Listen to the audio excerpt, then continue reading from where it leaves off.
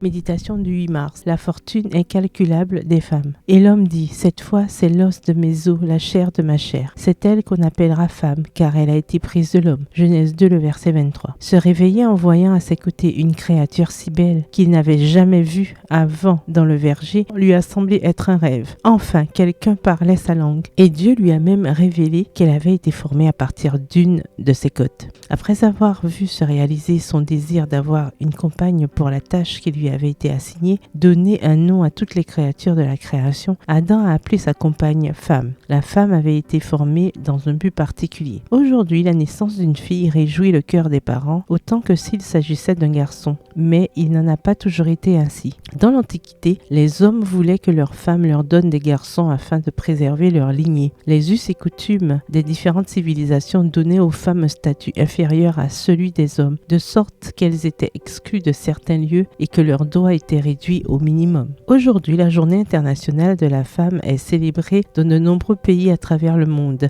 reconnaissant et valorisant le travail acharné des personnes qui ont contribué à instaurer l'égalité des droits et le droit à l'instruction pour les femmes au cours des 100 dernières années. Aujourd'hui, dans une grande partie du monde, les femmes jouissent de la liberté et des mêmes droits que les hommes. Mais nous, les filles de Dieu, ne devrions jamais perdre de vue l'objectif pour lequel nous avons été créés. Utiliser les portes qui ont été ouvertes au monde féminin et partout où Dieu vous permet de développer vos capacités, ne ratez pas les occasions de témoigner de l'amour merveilleux du Dieu créateur. Puisque nous avons le privilège d'être des femmes, mettons-nous donc au service de ce monde dépourvu de valeurs et faisons en sorte que les femmes prennent conscience de leurs valeurs. C'est ainsi que nous jouerons notre rôle de partenaire. L'histoire raconte qu'en 1930, un homme a laissé à sa mort 35 000 $ pour la construction d'une bibliothèque interdite aux femmes. Mais l'histoire raconte aussi qu'un autre homme, à sa mort, a laissé une fortune incalculable pour la préparation d'une vie éternelle